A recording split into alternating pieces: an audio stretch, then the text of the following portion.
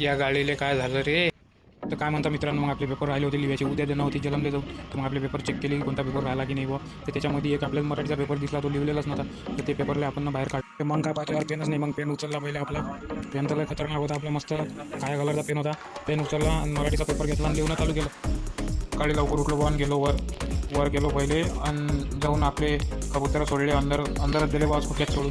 काहून आईनं आज घातल्या होत्या बा बाहेर कुरड्या घालत होत्या. तर आई म्हणे की अगं त्याच्यावर एकही कबूतर पकडणे आलं पाहिजे, आलं तर इकून टाकीन तरी कबूतर. मग अंदरच दिले कोणून कबूतर पाणी घेऊन लागलं. मग तयारी करून रेडी झालो मी जायसाठी जलमले. मग घेतले बा आपले पेपर घेतले पहिले आणि डायरेक्ट गेलो जमले जायसाठी बाहेर गेलो. मग गेलो बा त्या आपल्या दत्तूच्या दारी गेलो. त्याला म्हटलं बॅग काढली काय, तो म्हणे काही विषय आहे का आपल्या बॅगेत ठेव म्हणे. मग त्याच्या बॅगेत पेपर ठेवले आणि बसलो गाडीवरून निघालो रस्त्यानं. तर हे बा आपलं मंदिर आहे. तर मग अटून रस्त्यानं लागलो तर एक भर झाला बा आपला चष्माच पडला रस्त्याचा. चष्मा घ्यायला आलो रिटर्न आणि चष्मा उचलला. चष्मा मग घातला चष्मा आणि गेलो रस्त्यानं डबल. शेगावमध्ये येऊन एका पोराला फोन आला, तो म्हणजे बस स्टँडवर घ्यायला बदली नाव गेलो बस स्टँडवर त्याला घ्यायला. मग गेलो बा बसस्टँडमध्ये. हे आला आपलं बसस्टँडमध्ये जाऊन पहिले आपण गाडी लावली पार्किंगले. मग गेलो बा त्या गड्याला घ्यायला. तर तो गडी तर बसस्टँडमध्ये काही सापडला नाही. मग त्याला फोन लावला, तो म्हणून मी बसस्टँडच्या गेटमध्ये आलेलो. तर मग लवकर गाडी काढली आपली कलोली.